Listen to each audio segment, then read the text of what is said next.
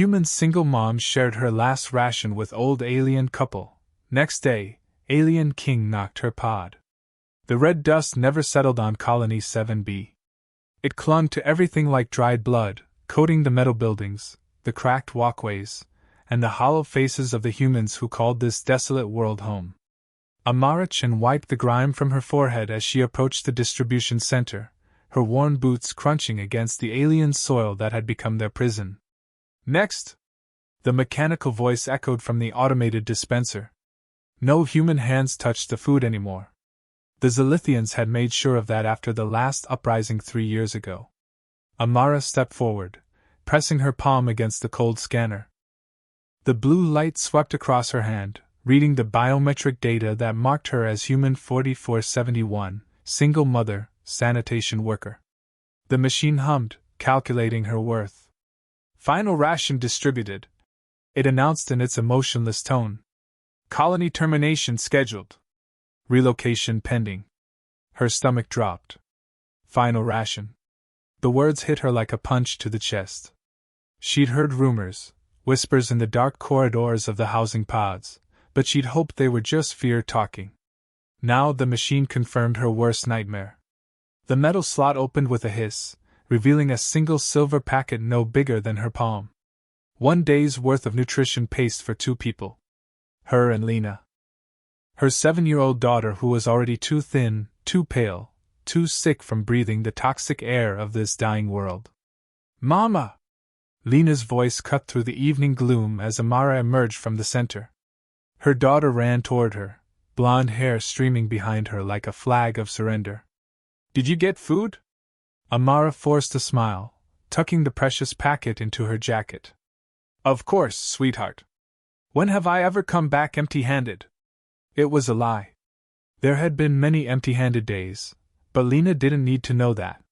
Children deserved hope, even in a hopeless world. They walked hand in hand through the maze of identical housing pods, past the towering Zilithian watchtowers that monitored their every move.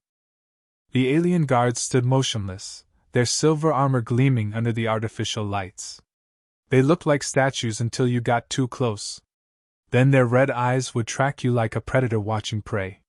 Mama, my tummy hurts again, Lena whispered, pressing her free hand against her stomach. I know, baby. We'll eat as soon as we get home. But as they rounded the corner toward their pod, Amara's heart nearly stopped. 2 figures lay collapsed on the ground ahead, their bodies crumpled against the metal wall of housing block C. At first glance, she thought they were human, elderly, frail, wearing tattered brown robes. But as she drew closer, she saw the telltale signs, the slightly elongated limbs, the pale blue-tinged skin, the delicate bone structure of their faces. Zilithians. Aliens. The very beings who had conquered Earth and scattered humanity across dead worlds like seeds in barren soil. Mama, what's wrong with them? Lena's grip tightened on her hand. Amara's first instinct was to keep walking. To pull Lena close and hurry past. These weren't her people. These were the enemy.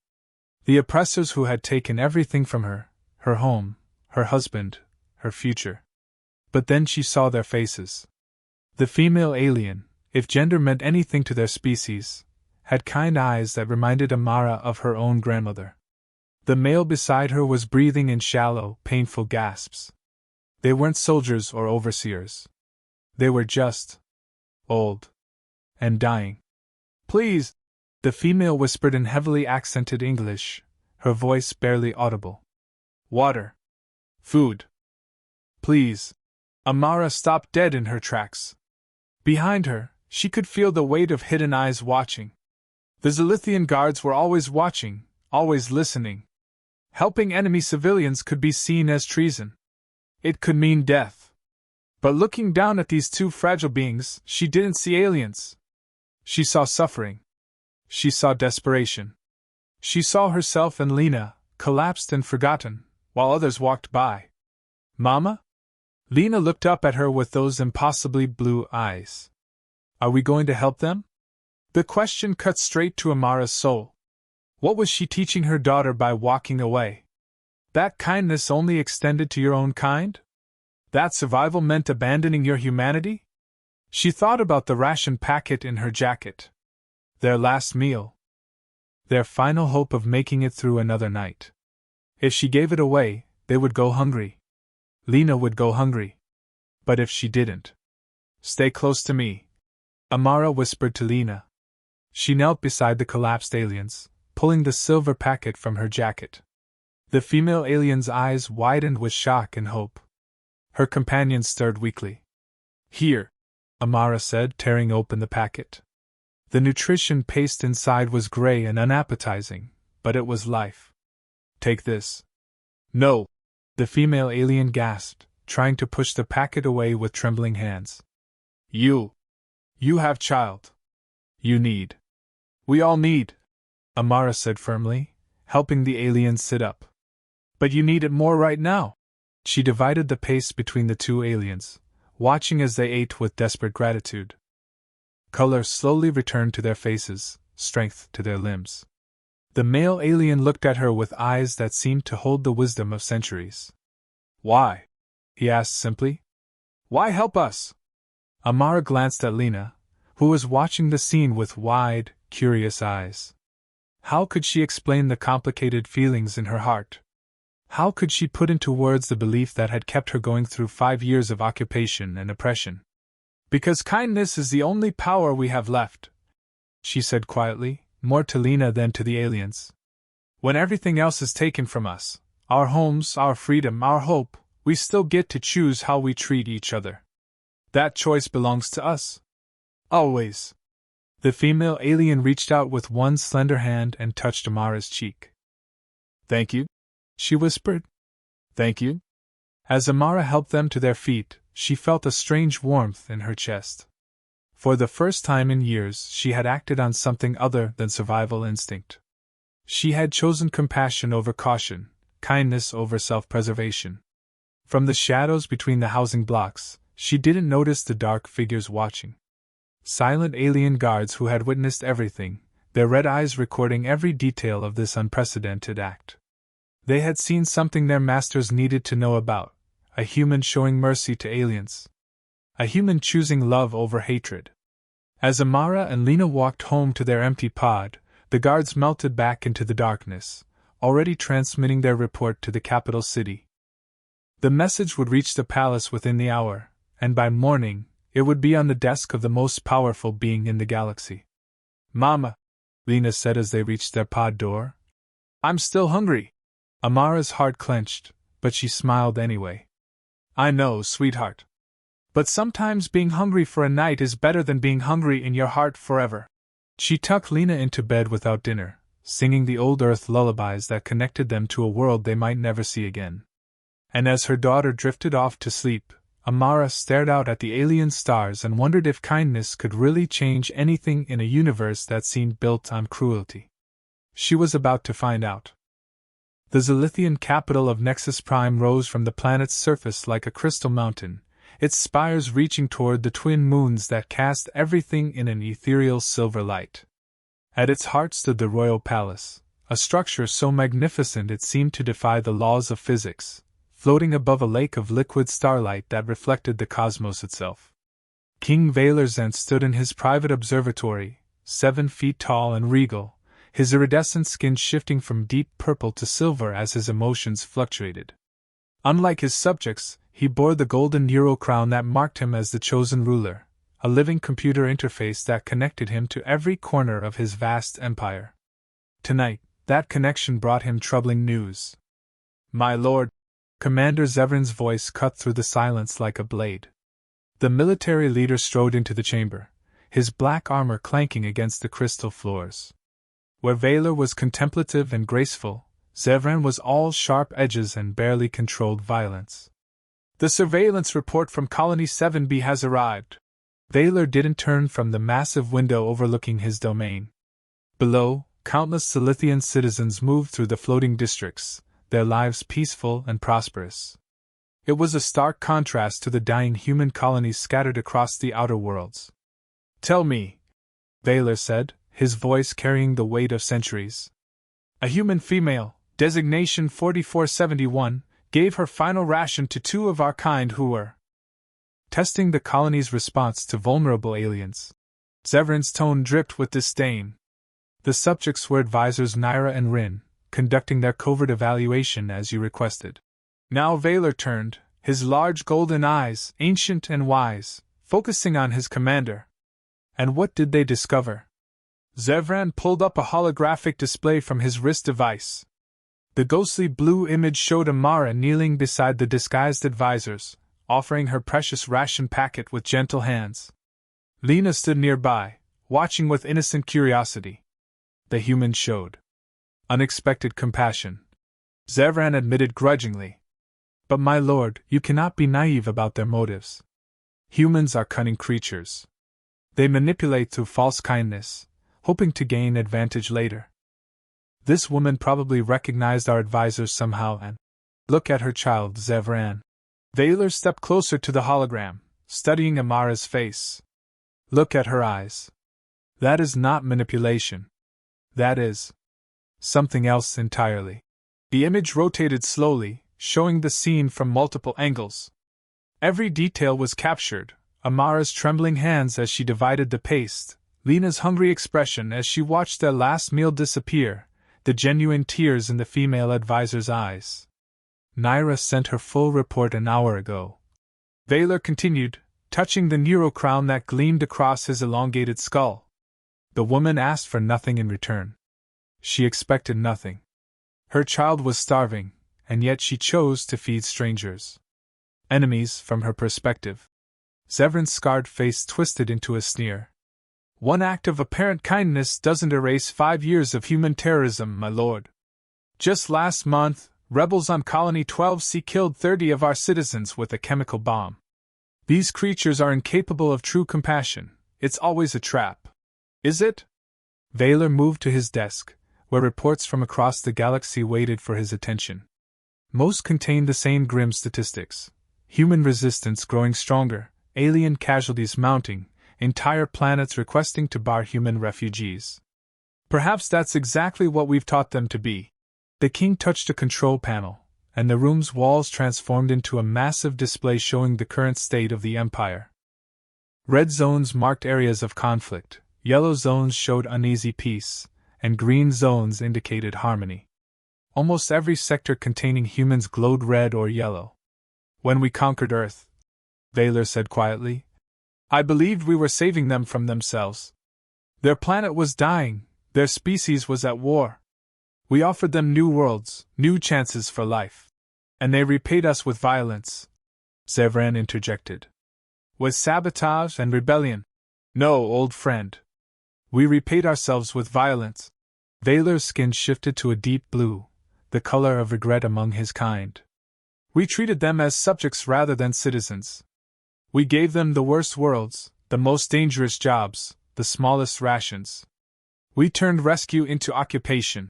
Zevran stepped forward, his red eyes blazing. My lord, you cannot seriously be considering changing our policies because one human woman gave away some nutrition paste. The stability of the Empire. The stability of the Empire depends on more than fear, Zevran. Valor turned back to the hologram, watching as Amara helped Naira and Rin to their feet. This woman, she called kindness the only power we have left. Do you understand what that means? That she's given up fighting us? No. That she's found something stronger than fighting. Valor deactivated the display and moved toward the chamber's exit. She's found hope. And hope, my friend, is the most dangerous weapon in any universe, or the most powerful tool for peace. Zevran followed, his heavy footsteps echoing off the crystal walls. What are you planning, my lord? I'm going to Colony 7B. The commander stopped dead. Absolutely not. The security risks are enormous. If the human rebels discover your presence, then we'll be ready for them. Valor paused at the doorway, his golden crown glowing brighter as he accessed reports from across the Empire. But first, I want to meet this woman. I want to look into her eyes and see if what Naira described is real. And if it's not, if this is all an elaborate trap. Valor's skin shifted to silver, the color of determination. Then we'll have learned something valuable about human nature. But if it is real, Zevran, If genuine compassion still exists in this war-torn galaxy, then maybe there's hope for all of us. As the king strode through the palace corridors, servants and advisors bowing in his wake, Zevran remained behind. He stared at the spot where the hologram had been, his scarred hands clenching into fists. Hope. The king spoke of hope while their citizens died in human terrorist attacks, while entire colonies requested military protection from human violence, while their own people whispered that Valor was growing soft, too influenced by his progressive advisors. Tomorrow, when the king insisted on this fool's errand to Colony 7B, Zevran would be ready. He would protect his lord from his own naive optimism, even if it meant protecting him from the truth about human nature. After all, some truths were too dangerous for even a king to face. The metallic pounding on her pod door jolted Amara awake before dawn. 3 sharp knocks, then silence. Then 3 more. It wasn't the pattern used by human neighbors or the harsh banging of Zilithian enforcement raids. This was something else entirely. Mama? Lena's voice was weaker than yesterday, her small body racked by the coughing fits that had been getting worse each night. Someone's at the door. Amara wrapped her threadbare blanket around her daughter's shoulders and peered through the tiny porthole window. What she saw made her heart stop. A formation of 12 Zilithian royal guards stood in perfect symmetry around her pod, their ceremonial armor gleaming gold and silver in the artificial dawn light. These weren't the brutal black-clad enforcers she was used to seeing. These warriors bore the ancient symbols of the royal house, their weapons ornate rather than purely functional. And at their center stood a figure that made Amara's knees weak with terror and confusion. King Valor Zenth himself. She had only seen him in holographic broadcasts, distant, untouchable, addressing his empire from the crystal throne on Nexus Prime. Now he stood 3 feet from her door, tall and regal, his iridescent skin shifting through shades of deep purple and gold. The neural crown across his elongated skull pulsed with soft light, and his ancient eyes seemed to hold the wisdom of galaxies. Another gentle knock. "Human Amara Chin," came a voice that was surprisingly warm, surprisingly kind. "May I speak with you?" Amara's hands trembled as she activated the door seal. The pod's cramped interior suddenly felt microscopic as the most powerful being in the known universe ducked his head to enter. His guards remained outside, creating a protective perimeter that had already drawn curious and fearful stares from other colonists. "Please," King Valor said, and then did something that shattered every assumption Amara had ever held about alien royalty. He knelt. The Emperor of 1,000 worlds lowered himself to one knee in her tiny, shabby home, bringing his eyes level with hers. "Your Majesty," Amara whispered, unsure whether she should bow, run, or simply faint. I don't understand. Yesterday evening you showed kindness to 2 elderly aliens who had collapsed near your housing block." His voice carried no accusation, only gentle curiosity. "You gave them your final ration. Your last food." Horror washed over Amara. She had been seen. Reported. This was it, execution for treason, for helping enemy aliens. She instinctively moved to shield Lena, who peeked out from behind the blanket with wide, fevered eyes. "I'm sorry," Amara stammered. "I know we're not supposed to." "You're sorry for showing compassion?" Valor's head tilted, confusion rippling across his features. "Amara Chin, you misunderstand why I'm here. Those 2 aliens were my most trusted advisors, Naira and Rin. They were in the colony conducting a survey, testing how humans react to vulnerable Zilithians." Amara's mouth fell open. She had fed advisors to the alien king. Royal advisors.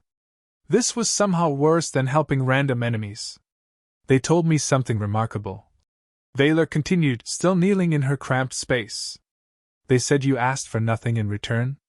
Expected nothing. Your child was hungry, yet you gave away your last meal to strangers. To those you had every reason to hate."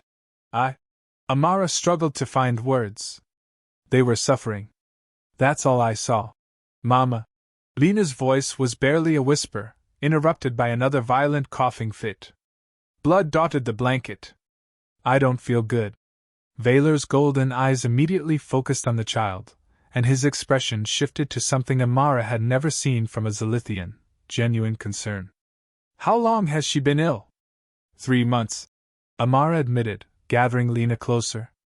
The air here, the contamination from the mining operations. Many children are sick. We don't have access to alien medical facilities. The king stood slowly, his towering frame casting shadows in the morning light filtering through the porthole. Amara-chin, I have come to ask something of you. I would like you and your daughter to come to the capital. To the palace. You will be honored for your kindness, and your daughter will receive the best medical care in the empire. Amara's breath caught. The palace. The crystal spires she had only seen in propaganda broadcasts. But this felt like a trap, a trick too elaborate to understand. Why? She asked, echoing the question Rin had posed to her the night before. Why would you help us? Because you showed me something I had feared was lost forever, Valor replied. You showed me that compassion can exist even in the darkest circumstances. Even between enemies. I need to understand how. Outside, Amara could hear whispers growing louder. Human voices, bitter and suspicious. Through the porthole, she saw faces pressed against windows, crowds gathering despite the early hour. Word was spreading fast. The alien king was here, talking to Amara-chin, the janitor who cleaned their waste facilities. She's collaborating with them, someone hissed. Probably been spying for the aliens all along. Why her? What makes her so special? Lena coughed again, more violently this time. Her fevered skin was growing pale, her breathing shallow. The primitive medical supplies Amara could access weren't enough. Her daughter was dying, slowly and painfully, in this toxic wasteland. If I come with you, Amara said carefully. What happens to me? To her? You'll be treated as honored guests, Valor assured her. No harm will come to either of you. You have my word as king, and if I refuse? Then you return to your life, and I return to mine. But your daughter? His eyes lingered on Lena's fevered face. How much time does she have without proper treatment? The question hit like a physical blow. Amara knew the answer. Days, maybe a week. The contamination was in Lena's lungs, her blood. Only advanced alien technology could save her now. Mama, Lena whispered, looking up with eyes that seemed too old for her 7-year-old face. The tall man has kind eyes. Like Grandma used to. That decided it. Her own fear, her own survival, meant nothing compared to her daughter's life. If this was a trap, if she was being led to some elaborate execution, at least Lena might have a chance. We'll come, Amara said. As they prepared to leave, gathering their few possessions in a single worn bag, the crowd outside grew uglier. Voices rose in anger and accusation. When Amara finally emerged from her pod, carrying Lena in her arms, the faces of her neighbors were filled with hatred and envy. Traitor! Someone shouted. She sold us out! Alien lover! King Valor's guards formed a protective corridor as they walked toward the waiting transport, but Amara could feel the weight of every stare, every whispered curse. These people had been her community, her fellow survivors. Now they looked at her like she was the enemy. As the transport lifted off, carrying them toward an uncertain future, Amara held Lena close and wondered if kindness was truly power, or just another way to destroy everything you'd ever known. Behind them, Colony 7B shrank into a dot on the barren landscape, and ahead lay the crystal spires of the capital, beautiful, alien, and terrifying. The transport descended through layers of floating crystal platforms, each one more magnificent than the last. Amara pressed her face against the viewing port, her breath fogging the transparent aluminum as she stared at the impossible beauty of Nexus Prime. Gardens hung suspended in midair, connected by bridges of pure light. Waterfalls cascaded upward, defying gravity, while alien citizens glided between the platforms on personal hover discs. It's like a fairy tale, Lena whispered weakly from her arms, her fevered eyes wide with wonder.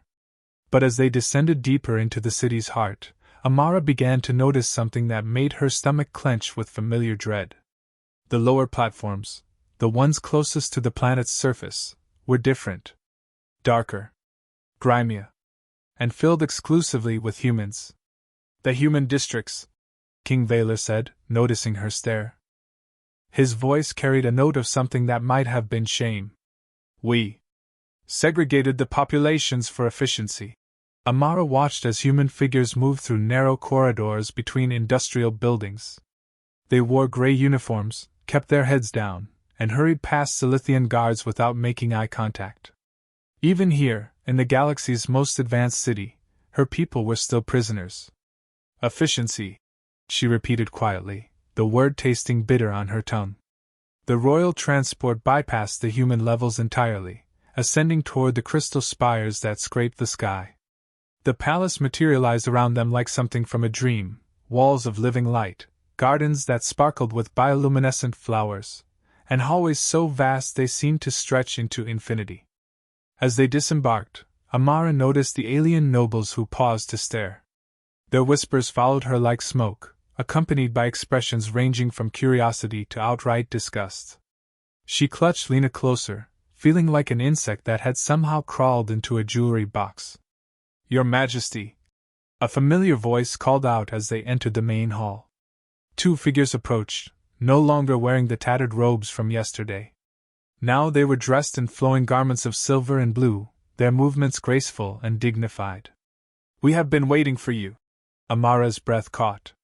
Naira and Rin, the dying aliens she had fed her last ration to, stood before her looking nothing like the collapsed, desperate beings from Colony 7B. They were clearly nobility, their bearing regal, their clothing marking them as high-ranking officials. "Advisors Naira and Rin," King Valor announced to the gathered crowd, "have returned from their mission to Colony 7B. They bring with them remarkable news." Naira stepped forward, her ancient eyes focusing on Amara with unmistakable gratitude. "Citizens of Nexus Prime," her voice carried easily through the crystalline halls. "Yesterday I experienced something extraordinary. This human woman, knowing nothing of our identities, gave us her family's last meal. She asked for nothing. She expected nothing. She simply saw suffering and chose to help." A murmur rippled through the assembled Zilithians. Some sounds expressed amazement, others skepticism. From the crowd, Commander Zevran emerged, his black armor stark against the palace's ethereal beauty. His scarred face was twisted with barely controlled rage. "My lord," he said, his voice cutting through the whispers, "surely you don't intend to make a spectacle of this? One act of apparent kindness doesn't." "Apparent?" Rin interrupted, his voice sharp with offense. "Commander, I was there.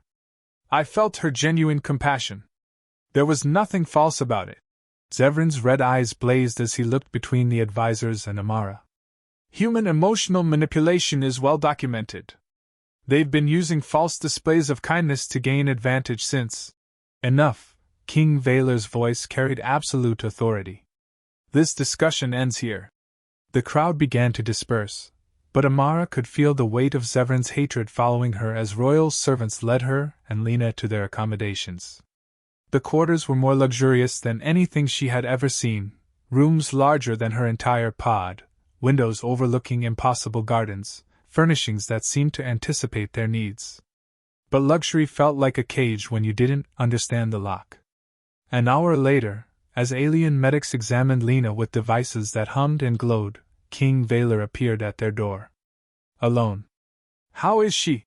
he asked, watching as the medics worked.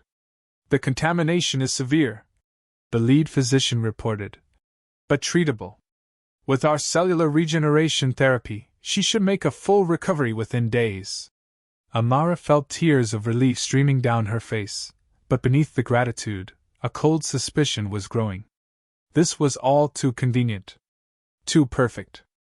After the medics left with promises to return in the morning, Valor settled into a chair that adjusted automatically to his alien physiology. "You look troubled," he observed. "My daughter is going to live," Amara said carefully. "I should be grateful.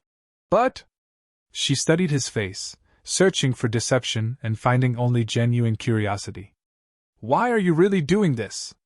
What do you want from me? Valor was quiet for a long moment, his skin shifting through shades of deep purple, the color of contemplation among his kind. Do you know how many worlds are in open rebellion against us, Amara? How many colonies request military intervention because humans and Zilithians cannot coexist? I can imagine. 17 sectors are in active war. He continued. Hundreds of thousands have died on both sides. My advisors tell me the only solution is stricter control, harsher punishment, complete separation of the species. And you disagree? I think we've been approaching this wrong from the beginning. He leaned forward, his golden eyes intense. When we conquered Earth, we saw ourselves as liberators. But we treated your people as subjects rather than citizens. We gave you the worst worlds, the most dangerous jobs, the smallest voice in your own fate. Amara felt a chill of recognition. You're talking about changing the system. I'm talking about revolution, Valor said quietly. But not the kind fought with weapons. The kind fought with understanding. With bridge builders. With people like you. I'm just a janitor. You're a mother who chose compassion over survival. You're proof that hatred isn't inevitable. His skin shifted to silver, the color of hope. I need to know if that kind of person still exists among humans. If peace is still possible. As Lena slept peacefully for the first time in months, breathing easily thanks to alien medicine, Amara stared out at the glittering city below. In the human districts, lights burned in tiny windows, each one representing someone struggling to survive another day under alien rule. She thought about the bitter faces of her former neighbors, calling her a traitor for accepting the king's help. She thought about Severin's undisguised hatred and the whispers of the noble aliens who saw her as an exotic curiosity at best. What if you're wrong? She asked finally. What if people like me are the exception, not the rule? What if your revolution fails? Valor stood to leave, pausing at the door. Then we'll have learned something important about the nature of hope, he said. But I'd rather die trying to build bridges than live knowing I never tried at all. As the door sealed behind him, Amara held her sleeping daughter and wondered if she was witnessing the beginning of peace or the most elaborate trap in galactic history. Either way, there was no turning back now. 3 days in the Crystal Palace had transformed Lena from a dying child into a vibrant 7-year-old who laughed as she chased holographic butterflies through the royal gardens. The alien medicine had worked miracles, clearing her lungs and bringing color back to her pale cheeks. For the first time in months, Amara could sleep without listening to her daughter's labored breathing. But peace, she was learning, was a luxury few could afford. Commander Zevran requests an audience, the palace communication system announced as Amara finished braiding Lena's hair. Priority classification, urgent. Before she could respond, the door chimed and Zevran entered without waiting for permission. His presence filled the elegant room like a black stain on white silk, his scarred face set in grim determination. Human, he said, the word dripping with barely contained disgust. We need to talk. Mama? Lena looked up nervously, instinctively moving closer to her mother. Go play with your holotoys, sweetheart, Amara said, forcing calm into her voice. The commander and I need to have a grown-up conversation. As Lena retreated to the adjoining playroom, Zevran activated a privacy field around them. The air shimmered, and all sound from outside was cut off. You're very good at this, he said, circling her like a predator sizing up prey. The innocent mother act. The humble gratitude. Even I almost believed it. I don't know what you're talking about. Don't you? Zevran pulled out a holographic projector, filling the space between them with floating images. Surveillance footage from Colony 7B, dating back 6 months. Notice anything interesting? The first image showed Amara leaving her pod late at night, moving through the shadowy corridors between housing blocks. The timestamp read 3:47 hours, a strange time for a tired janitor to be wandering around. I couldn't sleep, Amara said, but her voice lacked conviction. She remembered that night. Lena had been coughing so badly that Amara had gone searching for black market medicine, trading her only valuable possession, her wedding ring, for expired painkillers. Couldn't sleep, Zevran repeated mockingly. And here? Another image appeared, showing Amara talking to a hooded human figure near the water recycling facility. Just another sleepless wandering? Amara's stomach clenched. The hooded figure was Dr. Sarah Kim, a human physician who treated patients in secret, trading medical care for whatever people could spare. But in the grainy surveillance footage, their conversation looked clandestine, suspicious. These meetings, Zevran continued, always happen near critical infrastructure. Water systems, power grids, communications arrays. Very convenient for someone gathering intelligence. You're twisting everything. Amara protested, but fear was growing in her chest. How could she explain the truth without revealing that humans were dying from preventable diseases while alien medicine was kept from them? Am I? The final image appeared, Amara accepting something from the hooded figure.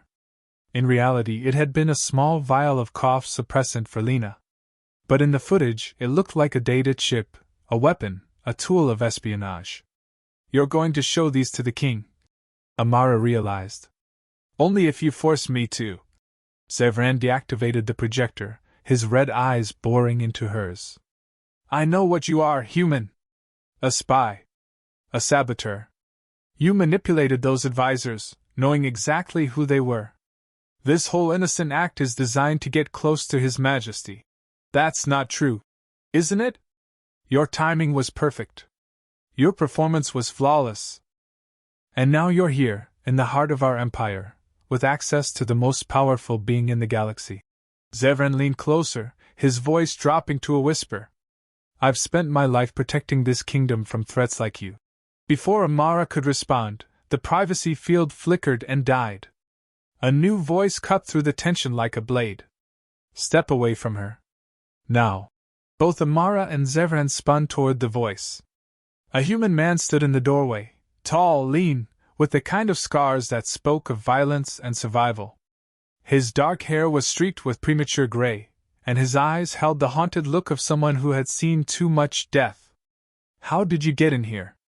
Zevran's hand moved instinctively toward his weapon. Same way I got into the detention centers on Kepler Station, the man replied calmly. Same way I got into the research labs on Colony 9X. Your security isn't as tight as you think, alien. Talon, Zevran hissed, recognizing the name that had appeared on rebel intelligence reports across the galaxy. You've made a fatal mistake coming here. But Talon ignored him, focusing entirely on Amara. You need to come with me. Right now. I'm not going anywhere, Amara said, confusion and fear warring in her voice. I don't even know who you are. My name is Talon Reeves. I'm the leader of the Human Liberation Front. His eyes flicked toward the playroom where Lena's laughter could be heard. And I'm probably the last friend you have in this galaxy. Friend? Zevran laughed harshly. This terrorist has killed hundreds of Zilithians. He's responsible for bombing civilian targets across. Civilian targets? Talon's voice turned dangerous. You mean the facilities where you conduct medical experiments on human children? The processing centers where you harvest organs from political prisoners? The breeding programs where you... Enough! Zevran drew his weapon, a sleek energy pistol that hummed with deadly power. You will surrender now, or I will. You'll what? Kill an unarmed man in front of a woman and child? Talon spread his arms wide, completely unafraid. Go ahead, Commander. Show her who you really are. For a tense moment, the three of them stood frozen in a tableau of violence and distrust. Then Zevran slowly holstered his weapon. This conversation isn't over, he growled, then strode from the room, leaving Amara alone with the rebel leader. You shouldn't have come here, Amara said, her voice shaking. My daughter. Your daughter is in more danger than you know, Talon interrupted. The king isn't the benevolent reformer he pretends to be. 3 days ago, while you were being welcomed as an honored guest, 17 human children disappeared from Colony 12C. They were taken for medical evaluation and haven't been seen since. Amara felt the room spin around her. That's not... King Valor wouldn't. King Valor signs the orders that authorize those disappearances, Talon said grimly. He might tell himself it's for research, for the greater good, but the children are still gone. The families are still grieving. You're lying. Am I? Talon pulled out a small device, projecting images that made Amara's blood run cold. Human children strapped to examination tables. Zilithian scientists injecting unknown substances into tiny arms. Files labeled species integration testing and hybrid compatibility studies. These were taken from the research facility on Titan Base. Talon explained. Your precious king funds this work. He authorizes it. He benefits from it. Amara sank into a chair, her world tilting on its axis. For 3 days she had begun to believe that maybe, just maybe, peace was possible. That King Valer's vision of unity could become reality. She had even caught herself admiring his intelligence, his compassion, the way he genuinely seemed to care about ending the war. Why are you showing me this? She whispered. Because Zevran is right about one thing, you're being used, Talon replied. But not by human rebels. By the king himself. You're his proof that humans can be domesticated, that we'll accept scraps of kindness and call it freedom. He's going to parade you around the galaxy as evidence that his system works. From the playroom came the sound of Lena singing, an old Earth nursery rhyme their grandmother used to hum. The innocent melody felt like a knife in Amara's heart. What do you want from me? She asked. I want you to remember who you are, Talon said. You're not a guest here. You're a prisoner in a golden cage. And when the king is finished with you, when you're no longer useful. He gestured toward the horrific images still floating between them. Where do you think you'll end up? As Talon melted back into the shadows, leaving her alone with terrible knowledge, Amara held her head in her hands and wept. She had thought she was choosing between survival and principle, between fear and hope. Instead, she was being torn apart by forces she didn't understand, in a game where the rules kept changing and the price of losing was everything she loved. And somewhere in the Crystal Palace, both a king and a commander were planning her future, either caring what she wanted for herself. The seeds of distrust had been planted, and Amara could feel them taking root in her heart. The great council chamber of Nexus Prime was a marvel of crystalline architecture, its domed ceiling displaying a real-time view of the galaxy's spiral arms. Representatives from 100 worlds sat in floating seats arranged in perfect concentric circles around the central speaking platform where King Valer presided over matters of galactic importance. Amara had never seen anything so magnificent, or so terrifying. She sat in the observation gallery with Lena, both wearing formal robes provided by the palace staff. Today was supposed to be her moment of honor, the ceremony where King Valer would officially recognize her act of kindness and announce new policies for human-alien relations. Instead, she felt like she was attending her own execution. Citizens of the Zilithian Empire. King Valer's voice resonated through the chamber, amplified by crystal formations that caught and carried every syllable. Today we gather to witness something unprecedented. A human citizen has shown us that compassion transcends species boundaries. Murmurs rippled through the assembled representatives. Some approving, others skeptical. Amara could see the divide clearly: older, more conservative aliens sitting rigid with disapproval, while younger delegates leaned forward with interest. However, Commander Zevran's voice cut through the moment like a plasma blade as he strode onto the speaking platform. Before we proceed with this ceremony, urgent security matters require immediate attention. King Valer's skin shifted to a questioning purple. Commander, this is not the time. My lord, it is precisely the time. Zevran activated a holographic projector, filling the chamber's center with the surveillance images he had shown Amara days earlier. I present evidence of treason at the highest levels. The images rotated slowly, Amara meeting with the hooded figure, accepting the mysterious object, moving through restricted areas of Colony 7B. But now there were new images, ones Amara had never seen before. Pictures of her apparently entering secure facilities, accessing computer terminals, photographing classified documents. These are fabricated, Amara whispered, but her voice was lost in the chamber's vastness. The human known as Amara Chin, Zevran announced, his voice carrying to every corner of the Great Hall, has been operating as a deep cover agent for the Human Liberation Front.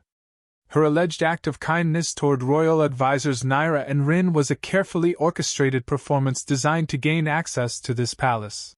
That's not true! Amara shot to her feet, but royal guards were already moving toward the observation gallery. Your Majesty, he's lying!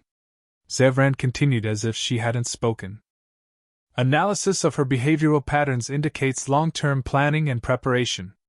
The terrorist known as Talon Reeves was detected in the palace 3 days ago, the same day this woman arrived. Coincidence? I think not. King Valor's golden eyes found Amara across the chamber. For a moment, she saw conflict there, doubt warring with the compassion she had come to believe was genuine. But then his expression hardened as more evidence appeared on the holographic display. Financial records showing payments to Amara from unknown sources. Communication logs indicating encrypted messages sent from her pod on Colony 7B. Most damning of all, a recording that appeared to show her voice coordinating with rebel cells across the sector. Mama? Lena's frightened voice cut through Amara's shock. What's happening? Why are they saying those things about you? Citizens of the Empire, Zevran declared, his scarred face twisted in righteous anger. We have been harboring a viper in our midst. This woman represents everything dangerous about human nature, their capacity for deception, manipulation, and betrayal of trust. No! Amara screamed as guards reached the observation gallery. This is all fake. He's manipulating the evidence. But her protests were drowned out by the roar of outraged alien voices. Representatives were on their feet, some calling for immediate execution, while others demanded investigation. The chamber erupted into chaos, as centuries of mistrust between species boiled over into open hostility. Seize them, Zevran commanded.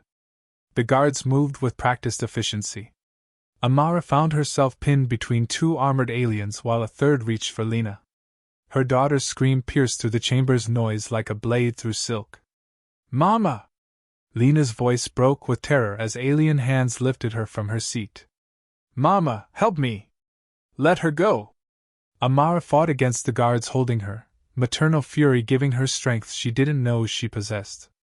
She's just a child. She has nothing to do with this. But her struggles were futile against Silithian's strength. She could only watch in horror as her daughter was carried away, Lena's desperate cries echoing off the crystal walls like the wails of a dying star.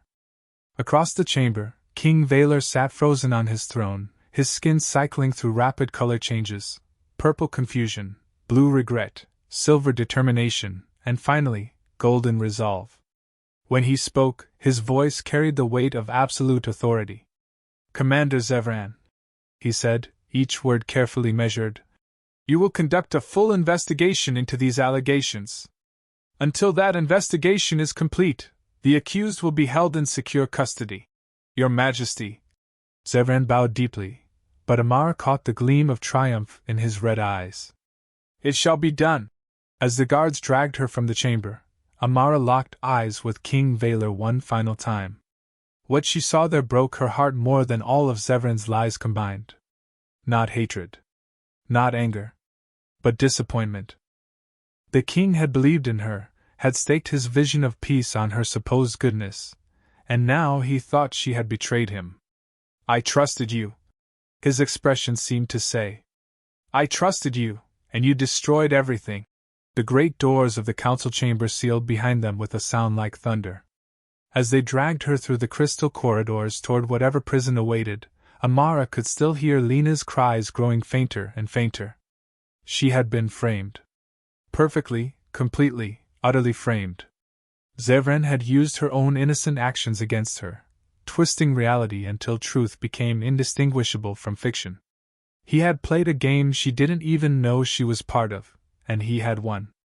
But as the palace guards locked her in a detention cell that gleamed like a jewel and felt like a tomb, Amara clung to one desperate hope. Talon had promised to help her. The rebel leader had warned her this would happen. Somewhere in the sprawling city below, she prayed he was already moving to keep his word. Because if he wasn't, if she and Lena were truly alone in this crystal hell, then Zevran's victory would be absolute. The seeds of peace that King Valor had tried to plant would die with them, and the war between species would rage forever. In her cell, surrounded by walls that sparkled with alien beauty and human despair, Amarachin closed her eyes and waited for salvation or death. Either way, the betrayal was complete. The crystal walls of Amara's detention cell trembled with distant explosions. Emergency lights bathed everything in pulsing red as alarms shrieked through the palace corridors. Through her transparent prison, she could see royal guards running past in full combat armor, their weapons charged and ready. The rebels had come. "Amara!" A familiar voice called through the chaos. Advisors Naira and Rin appeared at her cell door, their elderly faces grim with determination. Naira's slender fingers worked frantically at the control panel, while Rin stood watch. "What are you doing?" Amara pressed against the energy barrier that separated them. "If they catch you helping me, then they'll learn the truth about loyalty," Naira replied, her ancient eyes blazing with anger. "We know what Zevran did to you. What he's been doing for years." The energy field flickered and died. Rin pulled Amara from the cell, pressing a small device into her hands. "Security recordings," he explained quickly. "Real ones. Everything Zevran deleted, everything he thought was buried forever. Including," Naira added with grim satisfaction, "the truth about your husband's death." Amara's world tilted. "Gareth died in a mining accident on Colony 3M. The tunnels collapsed. The tunnels were sabotaged," Rin interrupted. "By Zevran's agents. 17 human miners died that day, all chosen because they were respected leaders in their communities. Their deaths were designed to fuel hatred, to make humans desperate enough to join the rebellion." The device in Amara's hands felt impossibly heavy. Her husband, gentle, loving Gareth, who had sung lullabies to baby Lena and dreamed of seeing Earth's blue skies again, had been murdered. Not by aliens in general, but by the specific alien who now held her daughter captive. Another explosion shook the palace, closer this time. Through the crystalline walls, she could see the battle raging in the floating gardens. Human rebels in makeshift armor fought desperately against Zilithian guards, while civilians fled in all directions. "Where is Lena?" Amara demanded. "Safe," Naira assured her. "Hidden in the old archives. But Zevran has turned the palace into a fortress. He's using the rebellion as an excuse to eliminate everyone who opposes him, including the king." They moved through service corridors as the palace shook around them. Emergency barriers had sealed most passages, but Rin's administrative codes still worked. With each step, Amara could hear the battle growing more intense. In the throne room, they found chaos. King Valor stood at the center of a defensive circle, his golden crown blazing with power as he coordinated the palace's defenses. But Amara could see the trap Zevran had laid. The loyal guards were being systematically separated and eliminated, replaced by soldiers wearing Zevran's insignia. "Your Majesty!" Amara burst into the chamber, the security device clutched in her hands. "You have to see this!" Valor spun toward her, his skin flashing between confusion and anger. "You should be in detention. She should be dead." Commander Zevran's voice cut through the air like a blade. He emerged from behind the throne, his weapon trained not on Amara, but on the king. "Along with every other human who threatens our empire's stability." "Zevran, what are you doing?" Valor demanded, but his trusted commander's intentions were becoming horrifyingly clear. "What I should have done years ago," Zevran replied. "You've grown weak, my lord. Sentimental. This woman has poisoned your mind with fantasies of peace, but humans are incapable of coexistence. They must be controlled or eliminated." Amara activated the security device with trembling fingers. Holographic images filled the throne room, real surveillance footage showing Zevran meeting with extremist factions on both sides. Planning attacks? Ordering assassinations. Orchestrating the very conflicts he claimed to be fighting against. "You killed my husband," Amara whispered, her voice breaking with grief and rage. "You murdered innocent miners to make us hate you. I made you strong," Zevran replied coldly. "Without hatred to fuel them, humans become complacent. They accept their proper place as subjects. Fear and anger make them useful soldiers. King Valar's skin shifted to deep red, the color of fury among his kind. You betrayed everything we stand for. Everything our empire was meant to represent. Our empire was meant to ensure Zilithian supremacy. Zevran snarled. Not cater to the delusions of inferior species. The commander's finger tightened on his weapon's trigger, but Amara was already moving. 5 years of loss, 5 years of watching her people suffer while believing it was inevitable, 5 years of suppressed rage exploded into action. She threw herself between Zevran and the king just as the energy blast fired. The searing pain as the plasma beam caught her shoulder nearly drove her to her knees, but adrenaline and maternal fury kept her upright. As Zevran cursed and adjusted his aim for a second shot, Amara grabbed the ceremonial blade from the throne's display and drove it deep into the commander's chest. Zevran's eyes widened with shock and pain. Impossible, he gasped. Humans are weak. Humans are mothers, Amara replied, watching the life fade from his red eyes. And we'll do anything to protect our children. As Zevran's body hit the crystal floor, the sound of battle outside began to change. Through the throne room's windows, they could see something unprecedented. King Valar's remaining loyal guards were fighting alongside human rebels, defending civilian evacuation routes and protecting the wounded regardless of species. A communication channel crackled to life. Talon's voice filled the chamber, rough with disbelief. All rebel units stand down. Repeat, all units stand down. The king is protecting human civilians. Not the king, Valar corrected, his golden eyes meeting Amara's across Zevran's fallen body. The people. All people. The way it should have been from the beginning. As the battle subsided and palace medics rushed to treat Amara's wound, she felt something she hadn't experienced in 5 years of occupation and oppression. Hope. Real hope. Not the desperate kind that clings to impossible dreams, but the solid hope built on seeing enemies choose to become allies. Outside the Crystal Palace, under alien stars that no longer seemed so cold, 2 species began the long work of learning to trust each other. And in the old archives, a 7-year-old girl with her mother's eyes and her father's courage waited to see what kind of galaxy they would build together. The Grand Assembly Hall of Nexus Prime had never hosted an event like this. Representatives from every corner of the galaxy filled the crystalline amphitheater, but for the first time in the Empire's history, humans and Zilithians sat together. No segregation. No barriers. Just 2 species trying to figure out how to share the same space without destroying each other. King Valar stood at the central podium, his golden crown blazing with soft light as he addressed the largest gathering in Imperial history. His skin had settled into a steady silver, the color of hope among his kind. Citizens of all worlds, his voice carried to every corner of the hall and broadcast across 1,000 colonies. We gather today to acknowledge a grave injustice and begin the work of healing. Amara sat in the front row, Lena curled against her side. Her daughter's breathing was clear and strong now, her cheeks pink with health. The alien medicine had not only saved her life but given her a vitality she'd never possessed. Sometimes, Amara caught herself marveling at the miracle of her child's laughter. 3 days ago, Valar continued, I allowed fear and suspicion to cloud my judgment. I permitted the arrest of an innocent woman based on fabricated evidence.